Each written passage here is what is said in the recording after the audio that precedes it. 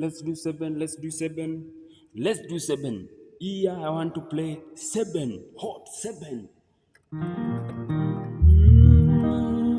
You know the chords of 7, they may start from F, comes to, they may start from 1, come to 5, go to 4, and finish with 1 again. So this is what we are going to do.